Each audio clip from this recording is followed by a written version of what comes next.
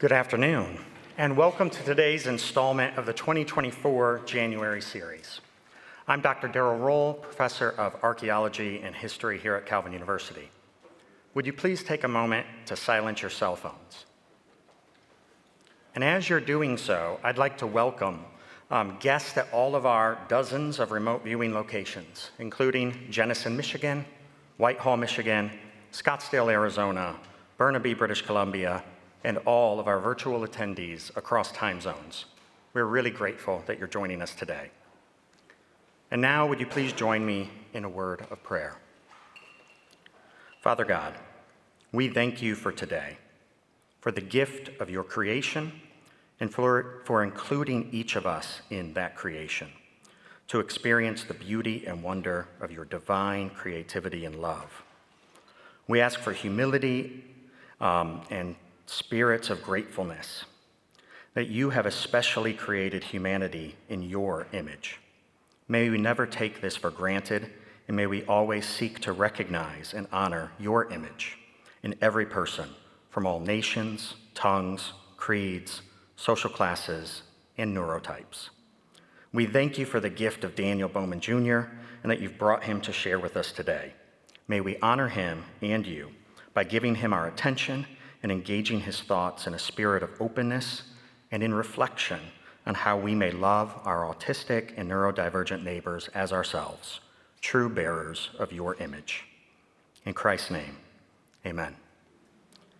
And now I'm thrilled to introduce today's speaker, Daniel Bowman. Professor Bowman is a novelist, poet, and English professor at Taylor University. He's the editor-in-chief of Relief, a journal of art and faith, and the author of numerous works of prose and poetry. His 2012 collection of poems, A Plum Tree in Leatherstocking Country, was described by one reviewer as American as Walt Whitman and Emily Dickinson and Chief Seattle, blended in the prairies and lakes and mountains and the passion of the American spirit. It is always human, and it sings splendidly. More recently, he penned On the Spectrum, Autism, Faith, and the Gifts of Neurodiversity, in which he shares his personal story of learning at the age of 35 that he was autistic, and how this self-realization shed light on his life experience in a new, life-giving way. He will share with us today about the topic of this memoir, encouraging us to love our neighbors as ourselves and to celebrate the gifts of neurodiversity in ourselves, the people we love, and in our wider communities. As a professor who has myself recently learned of my own lifelong autism, Professor Bowman's story is inspiring and a welcome voice that has helped me to not hide this portion of myself, but to publicly disclose at places like this and to students in my classroom in order to break the stigma that surrounds autism and neurodiversity, and to make sure everyone in my life and in Calvin's community knows that you belong. It is an honor for me to welcome Professor Bowman to Calvin and to the January series podium. Now, Daniel will be available to greet the audience in the west lobby of the Covenant Fine Arts Center following the presentation, and Calvin University is grateful to GMB Architects and Engineers for underwriting today's presentation. Please join me in welcoming Daniel Bowman.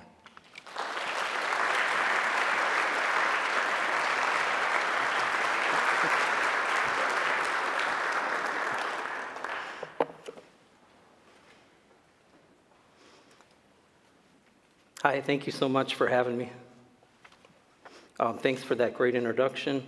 Thank you to Michael for putting this together and for allowing me to be part of this series. It's really an incredible opportunity and a great honor for me.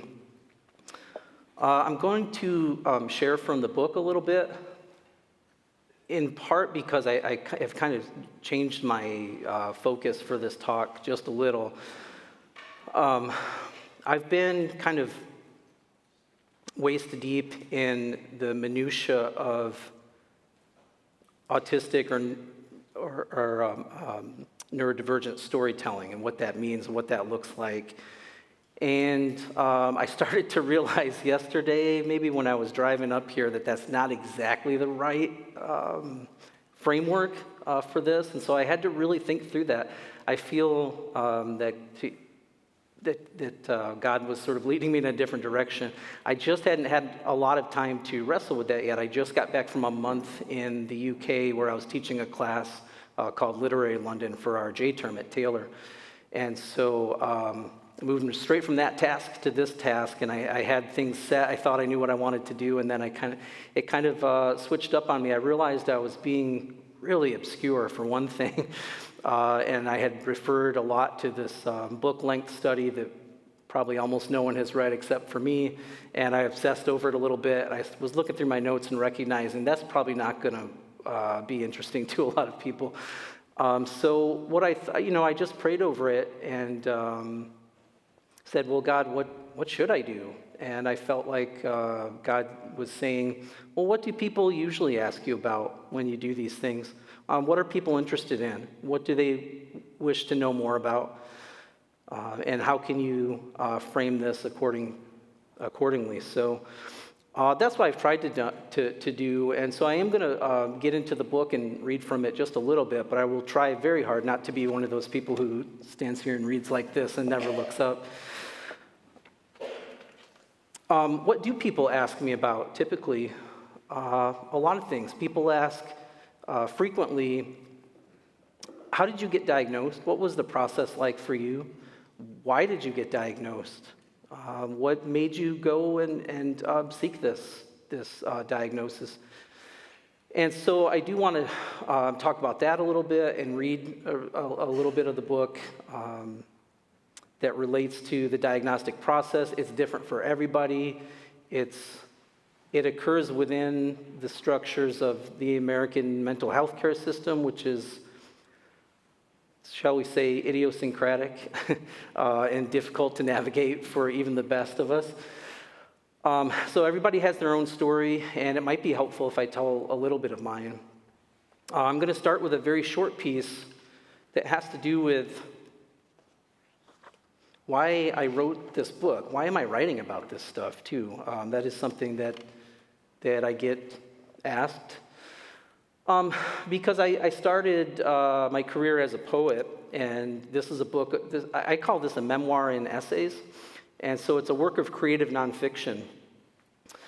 What led me down that road? Well, first of all, the obvious. I mean, I'm a writer, and so when something happens in my life that's this significant, that shakes the foundations for me, I'm going to have to examine it on the page, ultimately. That's where I'm going to end up. That's the place where I'm going to find insight, I think. And so I wanted to begin writing about it. But then the other thing is, and I deal with that a little bit in this very short piece called Diversity and Dignity, is that I began to realize that there weren't very many people in the arts, much less specifically in creative writing circles, who were talking about being autistic, being an autistic artist.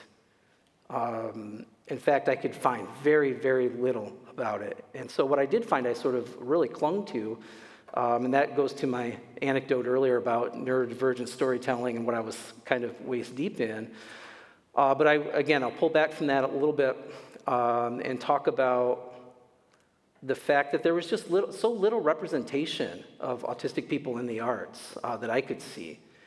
And I don't necessarily understand why that's so. Yes, a lot of autistic folks are gifted in areas that reward rigid thinking and logical thinking and more black and white forms of thinking. That might be one reason. And yet, for me, it makes perfect sense that we would have autistic people working in the arts. So we're working in every area. I just saw recently, I used in the book in 2021, I used the statistic that 1 in 45 people are expected to be autistic. I just read, the CDC just released a report a couple weeks ago that said 1 in 36. So things are changing, and it's a matter of awareness. So certainly, if there are that many autistic folks in the world, many of us are going to be working in the arts. I suspect as writers, poets, novelists, filmmakers, dancers, whatever. And so this piece, I'll stop talking. This is called Diversity and Dignity. And this really came about because I was searching for other folks like myself, and I wasn't finding very much yet. So I decided to write about it. I like Temple Grandin, and I have a great deal of respect for her trailblazing voice. As a person, an animal scientist, and a writer, she's intense and fascinating, and has done unparalleled work to bring a richer understanding of autism into the mainstream. After actress Claire Danes portrayed her in an excellent biopic in 2010, there was little doubt that Grandin had become the face of the autism spectrum in the U.S. Although her role in the conversation today is perhaps less prominent than it was a decade ago, her impact is lasting. Her book, Thinking in Pictures, was among the first own voices narratives I read. It taught me a lot about myself and other autistic people. So I'll pause just for a second and say, this question came up in a class I visited this morning about neurotypical people writing about autism or writing autistic characters in fiction and things like that. The hashtag, back when we had such things, on the platform formerly known as Twitter, the hashtag Own Voices became popular. I don't know how many years ago it was now, but not that long ago. Things move quickly in this world of ours. But it was just a few years back, the hashtag Own Voices became really popular, and it was used to designate or to differentiate between work that had been written or studies that had been produced or research that had been conducted by neurotypical people about autistic people versus work that had been written by autistic people. And so we wanted to say nothing about us without us, is the rally cry. And so I would start using that and to search for that hashtag sometimes because I could know that I was finding folks who shared the lived experience of autism with me, not just something that they were doing clinically or professionally, So that's what I mean when I say own voices.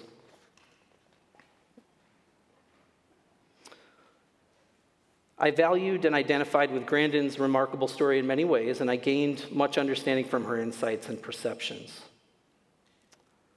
If you've seen the film, by the way, I think the film also does a nice job of capturing some of what, for example, a sensory processing disorder might feel like. You can see in some of those intense scenes where Claire Danes is working through those struggles. So I mean it. I like Temple Grandin. But the Temple Grandin story is just one story.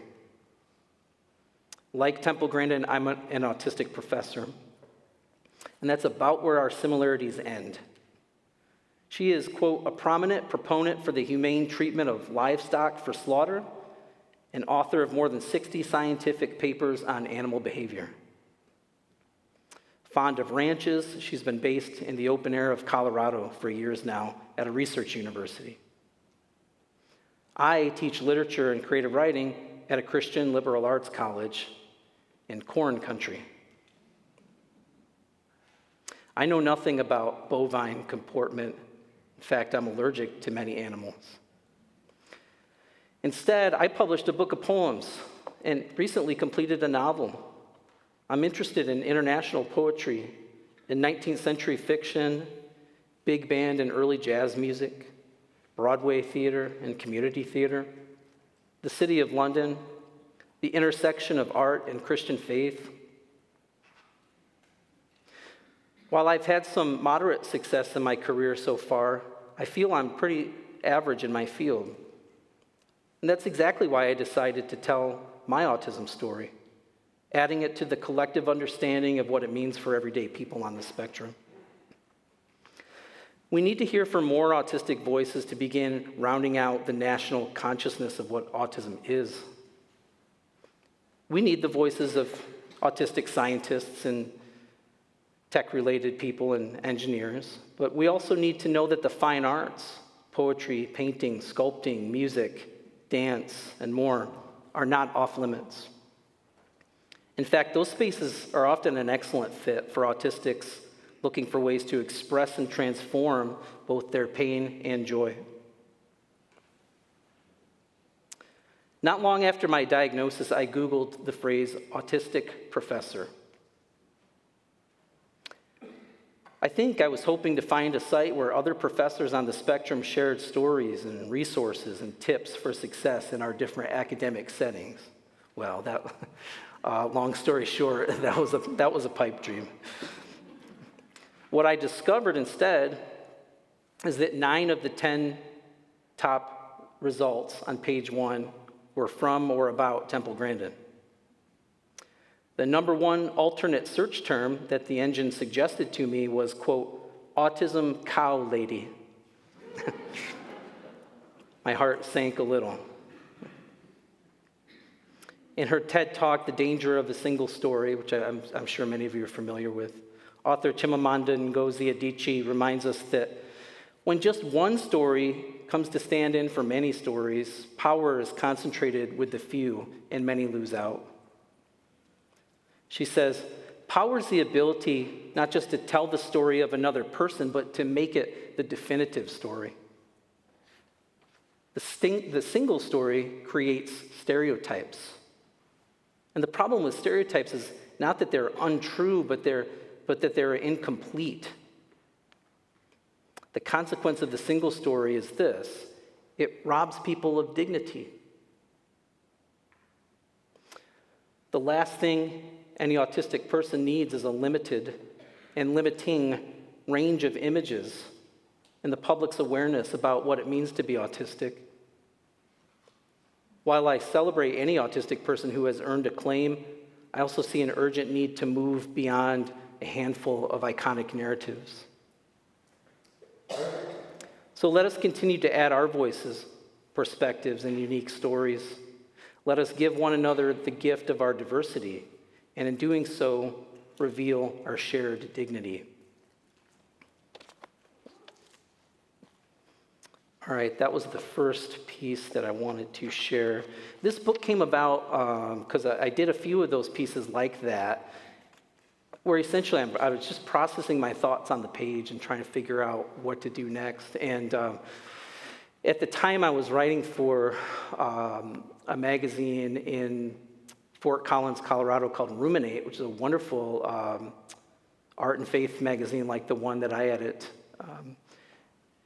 And I saw the opportunity to start wrestling with autism on the page, and I worked through, I think, maybe about 5 short essays over the course of a year or so, a couple months in between each one when they would be released and they would come out. And I was hearing a lot of feedback, and I was getting emails from around the country and things. This is a tiny little magazine. This is not a big national outlet or anything like that. So I knew that there was some hunger to hear these stories, and I knew that there were other autistic people out there who wanted to connect, and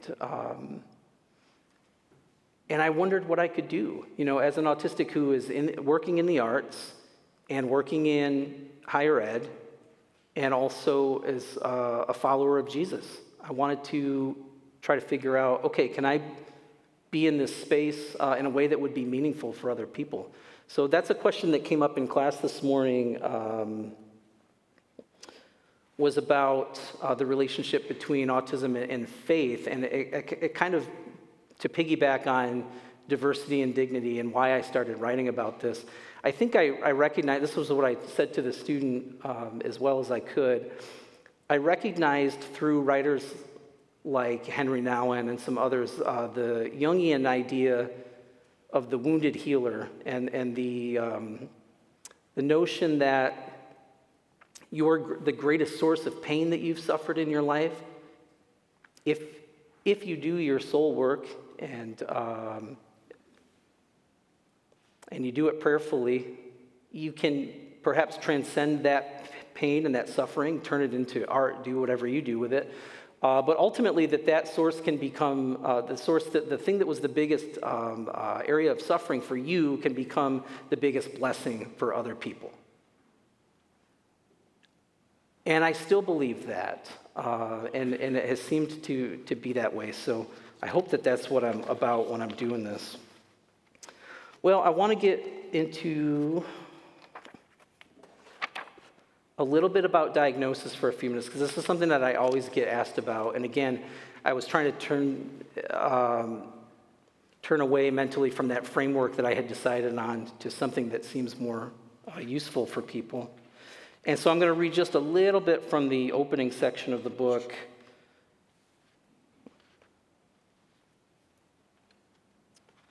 Let's see here. Okay, I'd already gone through a lot of counseling and some reading and lots of other things at this point, and I was getting close. I knew I was kind of onto something. This happens with many autistic people, by the way. If you have someone in your life who's on the spectrum, you probably know. It's not always, the word autism doesn't always come up first. There are lots of other things that do. It might be anxiety, depression, bipolar. There might be misdiagnosis, there might be comorbidities, as we say, all that kind of stuff. And it's hard to sort of pin down autism at first. I was in that position. In January of 2015, I wrestled hard with the torments that had long plagued me. I read a great deal and pressed further than ever before into my anger, fear, depression, and anxiety. Those struggles played some part in my journey, to be sure. Only I didn't realize they were effects of a deeper cause. That strange word, autism, would only come into my life after weeks of prayer and study. I stumbled across the idea down some online rabbit hole, so deep, in fact, that I don't remember how I landed there. As people ask me that, like, what website did you click on where you finally it made sense? I don't have any idea. It was a lot of them. But I do delight in the image of going down the rabbit hole, because that comes to us from Lewis Carroll and Alice in Wonderland, and it was suspected by many that Carroll himself was autistic. Online rabbit hole so deep I don't remember how I landed there, but from the moment I began reading about autism, I realized it fit perfectly. So perfectly I was dumbstruck. Of course, I never knew what I was supposed to be looking for, but still, now it seemed glaringly obvious. And because it was true, because it was an important truth, God was in it. This was the beginning of an enormous change in how I thought about myself. I'm going to give a quick example of how reading books about autism at that point helped confirm and affirm me. And why is that affirmation so critical and so important for me? Because when you're different from everybody else, especially throughout childhood, you tend to carry a lot of shame about that. And because you don't know what the reason is. You don't know why you're different. And so you think it's a failure of the imagination or just a failure of your personhood in general. I can't do the things other people do. I can't breeze into a room and act like other people act. Why? What is wrong with me? And you carry a deep sense of shame for a long time. And I certainly did. A lot of autistic people do. When you discover that there's a name for that thing that you have, and that it's not a personal failure, but that this strange constellation of traits and characteristics and symptoms is real. It's a real thing, and other people have it too, and there are books about it. It frees you. It can free you from that shame, and that's very powerful. That was very powerful to me. In his book, The Journal of Best Practices, a memoir of marriage, Asperger's syndrome, and one man's quest to be a better husband, David Finch describes the time when his wife, who happened to be an autism counselor, decided to confirm her suspicions about him. She sat him down to ask a series of questions that might begin a journey toward a better place for them both. By the way, I say Asperger's. The title of the book says Asperger's. Many of you know that in 2013, when the DSM-5 was released, Asperger's syndrome, as it was called, was folded into something called the autism spectrum. And that was problematic for many different reasons, because now you had to be able to distinguish or differentiate between a so-called classical autism or a profound autism versus what some people at the time were calling a high-functioning autism. Then people came out against functioning labels, and I understand why. I'm a high-functioning autistic, right? Sometimes. Not all the time. I've seen plenty of times in my life, my family can tell you when I'm not functioning well at all. So those things are a little tricky. So we started, saying, well, we talk about support needs and other kinds of things now. But anyway, when you hear that word, you don't hear it as much in the U.S. anymore, because the DMS-5 is our guidebook, essentially. But it does come up when you read older books that are pre-2013. So David Finch is sitting down with his wife. She suspects that he's autistic. This is something that has played a role in their marriage for a long time, as it had in mine. I was very curious to read this book, so I start reading. I connected with his astonishment at the profound acumen into his life that his wife's questions offered. And now I'm quoting from the book. She says to him, "Do you tend to get so absorbed by your special interests that you forget or ignore everything else?" Special interests? She said, things like practicing your saxophone for 4 hours a day, or when you wrote scenes at the Second City and I hardly ever saw you. "Oh, well, sure," I said. Doesn't everybody get into stuff?" "No," she replied. Many people can do something they enjoy and not let it consume their whole life so that they forget to pay bills or put on shoes or check in with their family from time to time. Later in the same scene, he becomes ever more dazzled by how on the nose the questions are. And now you can see, by proxy, when you're reading this and you're autistic and you're thinking, yeah, I'm the same way, same stuff. Before doing something or going somewhere, do you need to have a picture in your mind of what's going to happen so as to prepare yourself mentally first? This question seems rather insightful. "Oh my gosh," I stammered. "Yeah, that's totally me." Do you prefer to wear the same clothes and eat the same food every day? Do you become intensely frustrated if an activity that's important to you gets interrupted? Do you have strong attachments to certain favorite objects? Those are all yes. I know. And she continues questioning him just a little bit more. She says, "Do you have certain routines which you need to follow? Do you get frustrated if you can't sit in your favorite seat?"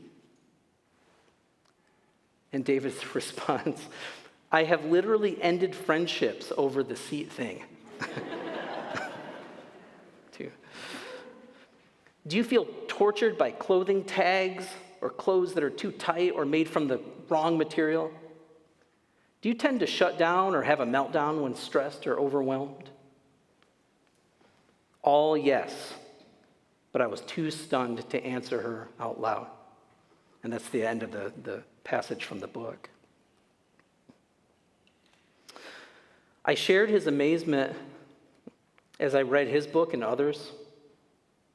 I spent weeks reading everything I could get my hands on about autism, from clinical books like Tony Attwood's The Complete Guide to Asperger's Syndrome, to newer own voices narratives like Temple Grandin's Thinking in Pictures, and Cynthia Kim's Nerdy, Shy, and Socially Inappropriate, A User Guide to an Asperger Life.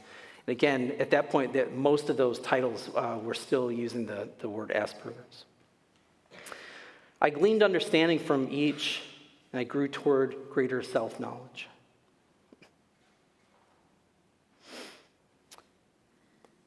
I wanted to read just a little bit more, and I'm trying to decide. the thing is, I want to leave a lot of time for questions, and I said this earlier to Mary. I would just as soon get over to those chairs sooner rather than later, because another thing I've learned from doing this is people want to hear their questions answered more than they want me to go on for 5 or 10 more minutes from the book. And it's a good thing I have some experiences doing these gigs, because you might have heard of theory of mind in autistic people. It's hard to understand sometimes what people are thinking. What is the expectation when you come in this room? What do you want to know about? It's hard for me to know. And so I'm just going based on experience. I wanted to, I'm sorry for shuffling through pages.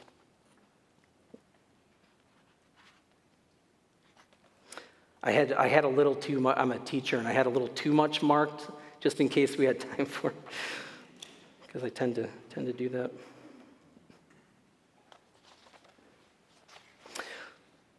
Okay, this is the piece. I'll probably end on this, and then we'll do questions, including your questions that have come in.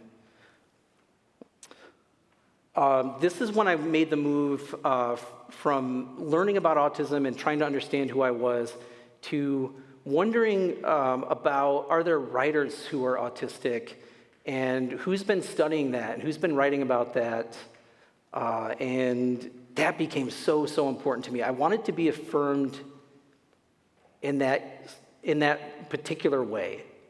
Are there other writers who are seemingly autistic?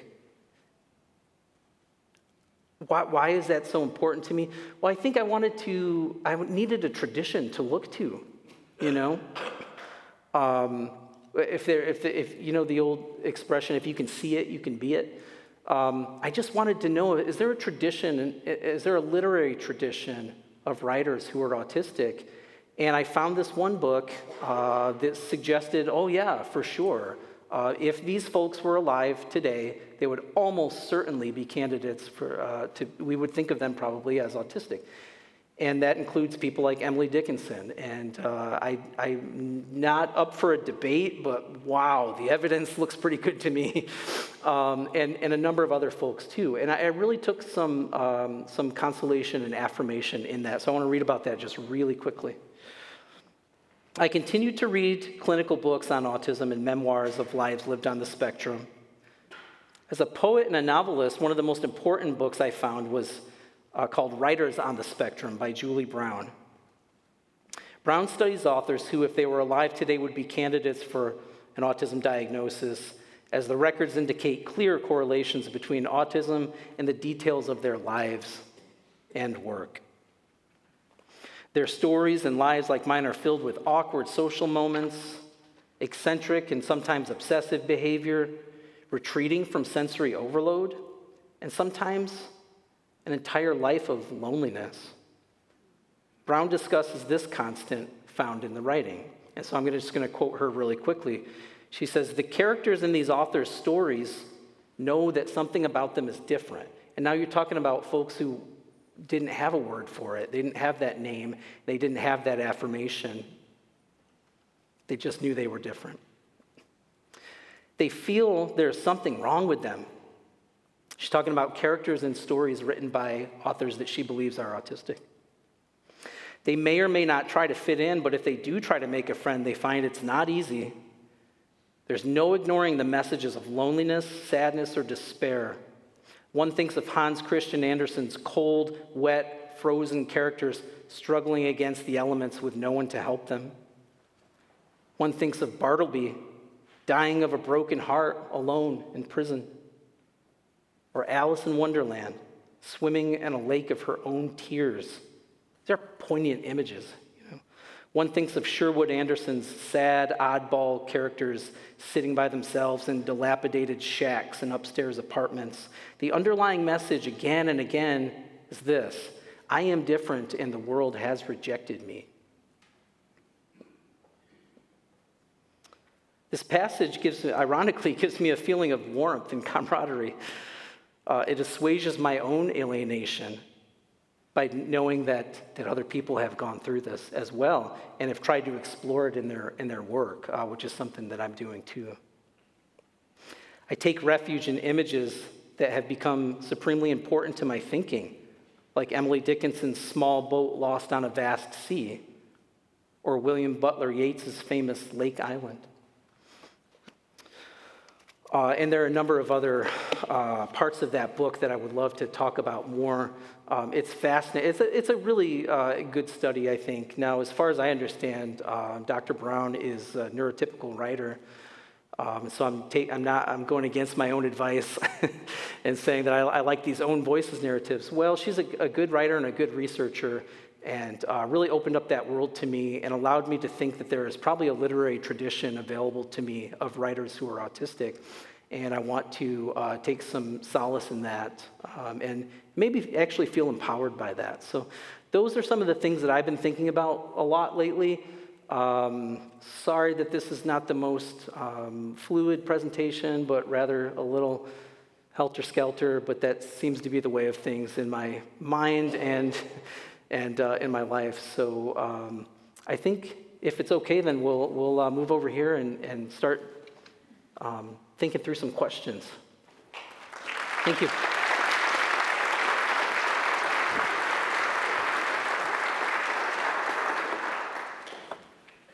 My name is Mary Hulst. I serve here as the university pastor, and it was my joy to read your book. I loved it. Thank you. It is beautifully written. It's available for purchase here, and he'll be signing it later. But as someone who pastors and works in a higher ed institution, and even, as you say, kind of reflecting on people that I've gone to school with along the way, there were so many times I was like, oh. Yeah. And I loved your description of having a different operating system. That was an analogy I think that a lot of people can kind of like, oh, you're a Mac and I'm a PC, and yeah. and I found that really helpful. So I wanted to thank you, first of all, for writing this. I know it took effort. You talk about that in the book, and I want to say it's one of the more helpful things that I've read on how to love our neurodivergent students and staff and faculty really well. Thank you so much. I appreciate that a lot because it does feel like a weird book to me. I have to say to people sometimes, I'm just a creative writer. I don't say just as in a dismissive sense necessarily. I believe in writing. But sometimes I do events where people expect me to be a theologian, expect me to be a scholar of disability, which is a very serious thing, and I'm not it. So this is a memoir, and so I've often thought to myself, does it actually help people? It's just me telling stories from my life. I don't have the goods that people really need. No, I appreciate that. Definitely you do. And I think the way you form the book, not only the essays, but then the Q&As at the end where you respond to people's questions of you, I thought was just revealing. Very, very helpful. And that's funny, that comes from an autistic way of making a book, which I think most autistic writers, we make books as a sort of collage. I can't sit down and do something in an orderly fashion. It just doesn't work. I'm sure you've observed that in the last half an hour. And so yeah, I was looking at, there's a letter in here, for example. So it's an epistolary form that I introduce in the book. There are interviews with me that I decided to expand upon and put them in the book. There are moments where I interview other people, in particular my students, because I wanted to hear what's it like to be autistic and 19. I couldn't tell you that. I want to hear what they're saying. And I wanted to hear their thoughts on faith and how their autism intersects with their faith. So it is a hodgepodge of things, but maybe it works somehow. I think it does. We're getting questions asking about what particular challenges did you have in your childhood that we need to be aware of in our own experiences with children? So many different things, and it varies for everyone. For me, I mean, I use the word shame. You hate to sit on a stage in front of educated people and say these things, but hey, if I'm a memoirist, then I have to do this, I guess. I wet the bed until I was 10 years old, I think, because and I didn't know why. I thought I just couldn't figure out how to live normally like other kids.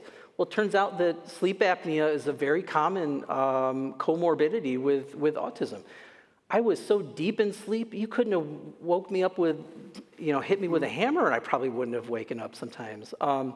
So there are things like that you don't have an explanation for when you're a kid that just terrorize you and plague you. You want to go over and sleep overnight at somebody's house at a birthday party or something, and you're going to carry that with you for a long time. Those things are hard. So every autistic kid has something like that, has some set of circumstances that are particularly uniquely difficult for that child. Other things include, when I was a little kid in the 1980s, my parents wanted me to socialize all the time. And it was this forced socialization. And it was forced. There were times when they literally said, go down the street and knock on Bobby's door or something. Come on, you got to go play with other kids. You're just sitting here by yourself. But I felt safe by myself. I didn't feel safe or comfortable necessarily going and knocking on somebody's door.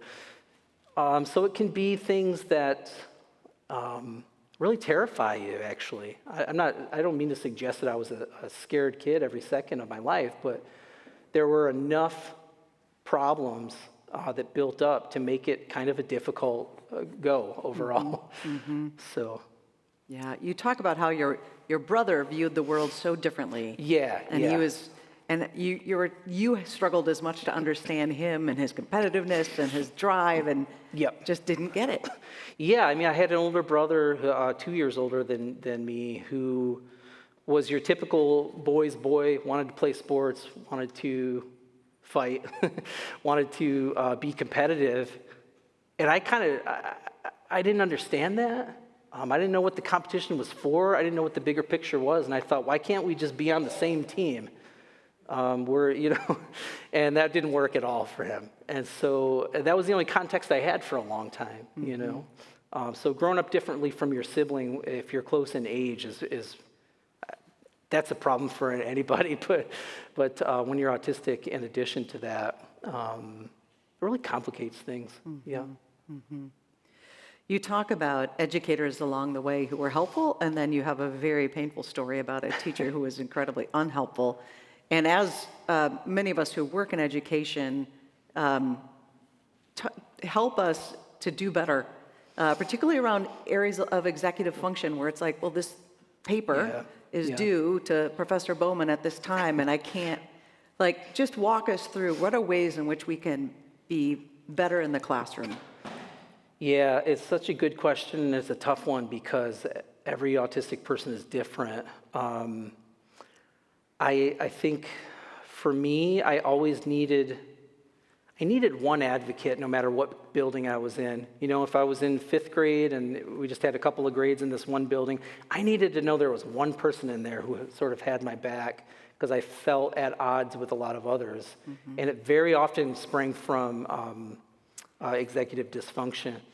I had no intuitive sense whatsoever of how to manage time, how to begin a task and see it through to completion before starting something else. I was perhaps too socially afraid to ask for help when I needed some more comprehension.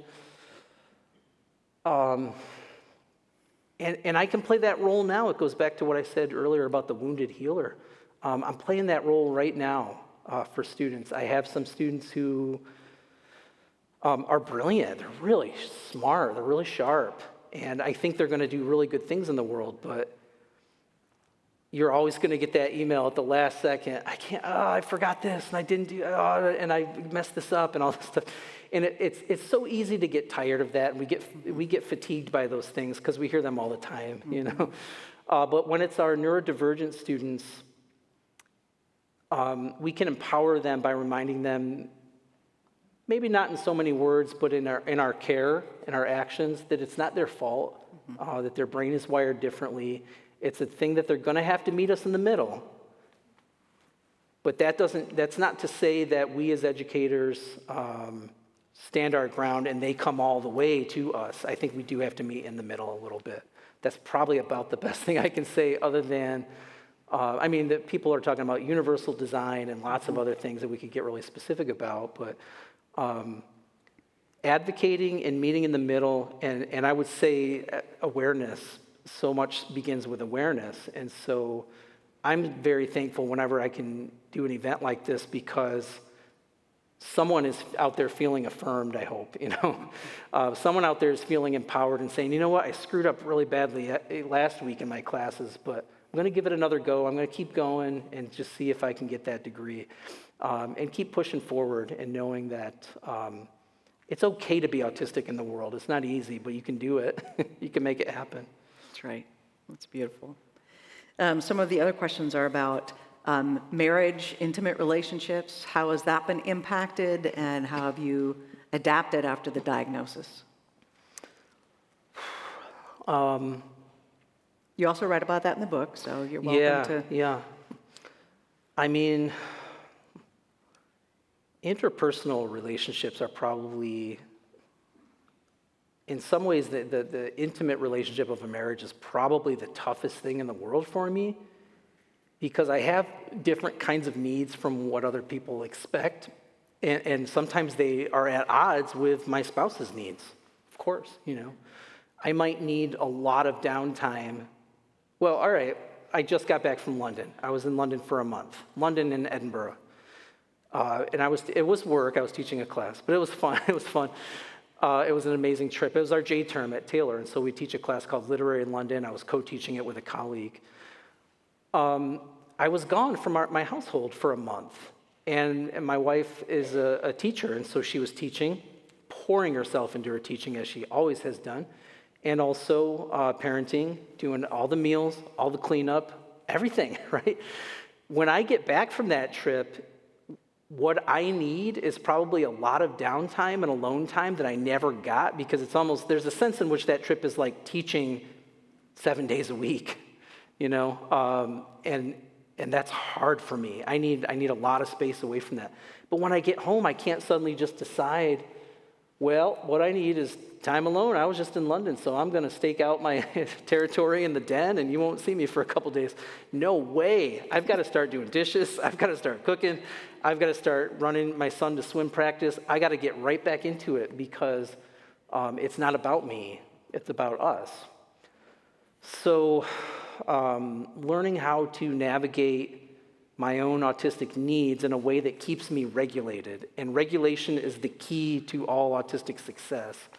How can I stay regulated and maintain that while pushing myself a little bit in order to meet the needs of the people around me, in a nutshell? But that's abstract. In the reality, in the day-to-day realities, it ends up in a knockdown, drag-out fight, so to speak, every once in a while, or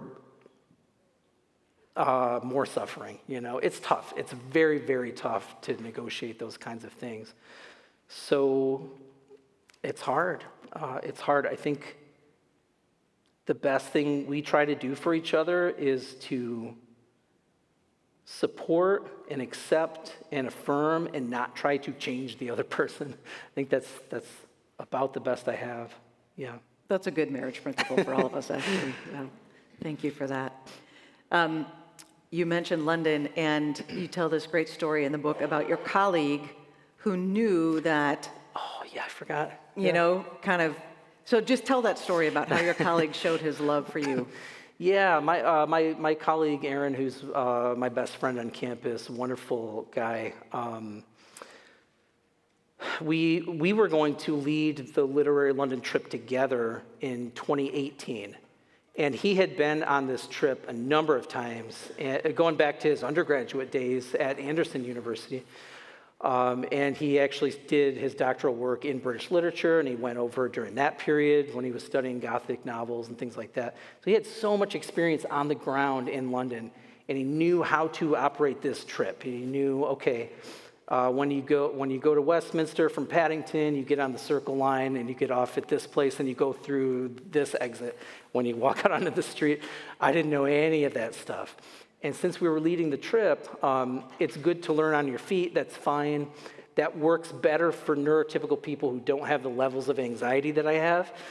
And he knew that very well. He read my book. He's one of my best friends. He knew what I needed.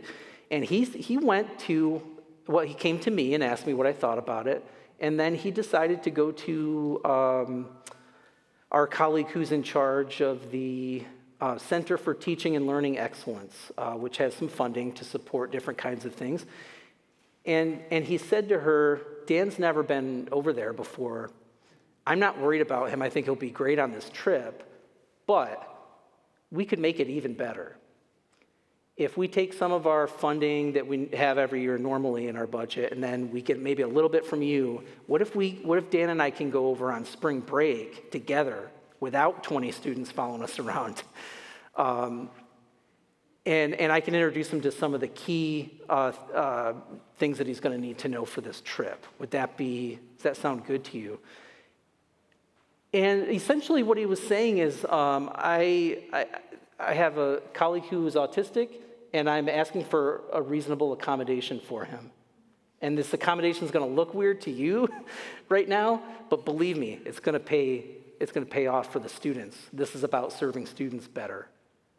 And she agreed to it, and we went, and it helped me so much. And that is a way of loving your autistic neighbor. If you want to look at it on a really small scale, I mentioned this earlier about the David Finch book. Do you like to have a mental picture in your mind before you go someplace? Yes, absolutely, it's a must, right? Well, how about if you're going to go out to dinner with a friend? You could pick the restaurant in advance, because I guarantee you, I promise you, that autistic friend of yours is going to be on the website of that restaurant looking at the menu up and down the whole night before, carefully selecting what they want to eat, what will work perfectly for them, what feels good.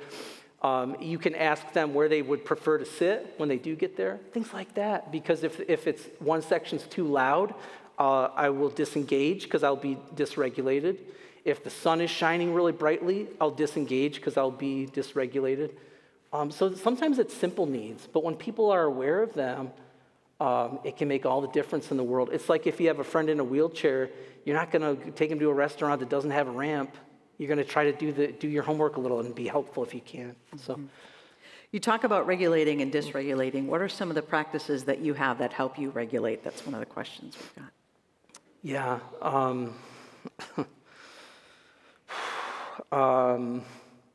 I need a lot of downtime and a lot of alone time, probably more so than some other people. I take comfort in stories. I always have.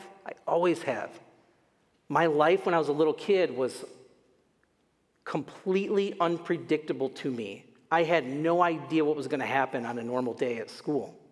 And sometimes it was terrifying. But when I watched a 30-minute sitcom that night, that wasn't terrifying. I knew exactly what was going to happen. There was going to be a conflict that was mild. There was going to be a lot of humor and jokes told, and it was all going to be resolved after the final commercial. So like the predictability and the routine of it brought me a lot of comfort. So I still do that. I still sit around and watch TV. People think I'm lazy. I'm like, no, I'm just regulating. I'm autistic. I pray. I hope that kind of goes without saying, but prayer, especially for me, maybe it's because I was born into an Irish Catholic family in upstate New York. I like to kneel when I pray. It's just a physical act that comforts me and regulates me in some ways.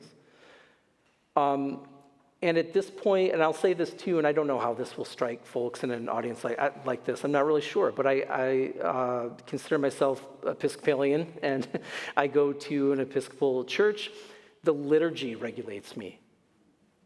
The liturgy, the predictability of the liturgy regulates me. I know what I'm supposed to say, when I'm supposed to cross myself, and how, when I'm supposed to kneel, when I pass the peace, and I do all these kinds of things. That helps me. Because it brings a lot of comfort. What are some other things the church can do to create good space for neurodivergent parishioners? Yeah. being a judgment-free zone is helpful. If you don't see me for a couple weeks, I've been to plenty of churches where if you don't show up for a couple of weeks and you come back, somebody says something and it seems innocuous enough. It's like, oh, we've missed you, but it also feels a little stingy, like, how come you're not coming? So to be kind of a judgment-free zone and understand that different people have different needs, and I might not be showing up in person, but I might be watching the service online or something like that one week if I need to. Sometimes people create spaces that are available for autistic people. They're sort of out of the way, and maybe just a little. Maybe the lights are dim, in a room, or maybe the temperature's a little bit cooler, so that you can focus and be calm and concentrate a little bit. If a church is able to do that and has the resources to, it's awfully nice. There are a lot of things. I just gave a talk about this actually recently. I have a whole slide of things that you can do to help people. I didn't know if I should get into that sort of thing today or too much or not, but We'll bring you back. Yeah. Good. We have one question here. It says, my daughter has autism and is non-speaking. Wants to know if the speaker has met anyone with autism who isn't able to speak. She thinks he could learn a lot from a non-speaking person. Yeah, certainly. Absolutely, I have. And I do learn a lot. Sometimes they have assistive devices like iPads and things, and other times not. I was just in Birmingham, Alabama earlier this fall to do something pretty similar to this.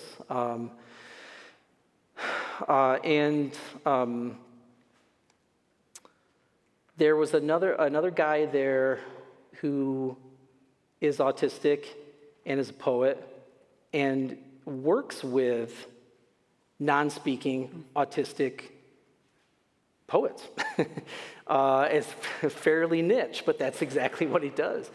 And I've read his book, and so I've encountered some of those voices through Chris's book.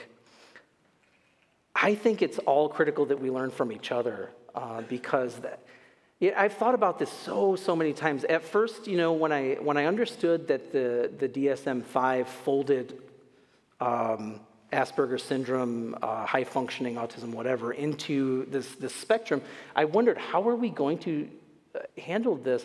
And do I have the right to say I'm disabled or autistic when there's somebody over here who doesn't communicate verbally? That seems to me more of a disabling factor in a culture like ours. But I think we are both indeed autistic, I suppose, and I think we need to learn from each other. So yeah, definitely. Yeah. That's wonderful. Yeah, you talk too in the book about unhelpful things that people say. Yeah. Like, well, obviously you're fine, you're not autistic, or just pray and, power through. And right. Yes. Less than helpful. Don't say those things. Yeah. In your book, you give a lovely shout out to Calvin playing a significant role in coming to understand who you were and who you were becoming. Would you mind recounting that story a bit? Oh, yeah. If I'm remembering correctly, I think it's the festival back in 2008. I think it was the first time I ever came here. I had finished a master's, but I didn't know what was next, and I was in my late 20s. It was 2008. I was hanging out with this guy at Houghton College because I lived in Western New York, and he was a poet and an essayist and a Christian, and so I really attached myself to this guy. His name is John Lex. Some of you probably know him. He goes by Jack. And he became a mentor to me. And in 2008, he said, I'm going out to Grand Rapids, and I've got room in my car. It's a Houghton car, so don't tell anybody you're coming with me. But if you want to come, I really think you'd like it. It's this festival they have where they've got all these writers who are Christians, but they're not Christian writers, if you know what I mean. And I was like, I know what you mean. That sounds good. So I did. I snuck in. I mean, I wasn't an undergraduate, and yet I stayed in a dorm with some students. I was broke. I had no money. And I tried to get my way, I tried to get here, and I got here. And then suddenly I was in a room with Mary Carr, and I was in a room with Catherine Patterson, and all these luminaries of literature who also had a faith component, a dimension. It changed my life. There's absolutely no doubt. Maybe we use that phrase too readily sometimes, but that changed my life. I decided to do my MFA at Seattle Pacific because at the time that was they had a table here or whatever, and they said, we're the only program that we know of in the country who's got a faith-based, experience. And all the things that you liked from the Calvin Festival, we kind of extend those into what we're doing in this MFA program. So I did that MFA program. I became a regular at the festival every year after that I could come. And I'll be speaking at the festival this spring. So that has been a cornerstone for me. It's been a lifesaver for me. I think in many ways I was very lost before I came here, to be honest, and Calvin played an enormous role in that, and I'll always be thankful for that. So yeah, I appreciate you remembering that. Yeah. Well, it's been a joy to have you. We look forward to having you back for the Festival of Faith and Writing, which is in mid-April. It'll be right here. Registration is now open, and you can come and hear Daniel speak again. Again, he'll be signing his books in the back. Let's thank our guest. Thank you.